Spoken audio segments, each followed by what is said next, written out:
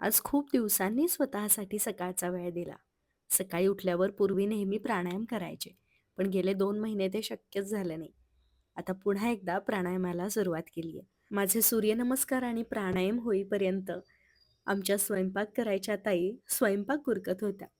ताईंमुळे मला सकाळचा वेळ मिळतो माझ्या स्वतःसाठी, लिखाणासाठी, प्राणायामासाठी, वाचनासाठी. सकाळची वेळ, पक्ष्यांचा आवाज आणि माझ्या झाडांसोबतचा माझा सहवास मला खूप आवडतो. झाडांना नवी पालवी फुटू लागली आहे.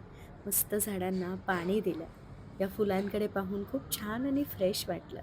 जितेंद्र खाली उन्हामध्ये बसून प्राणायाम करतायत. सकाळचा वेळ स्वतःसाठी देणं किती गरजेचं आहे त्याचा प्रत्यय येतोय.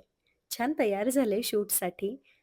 व्हिडिओमध्ये काय बोलायचं आहे त्याचा अभ्यास करत होते आणि त्यानंतर मग मस्त शूट केलं. साधारण 1-2 तास तरी शूट चाललं.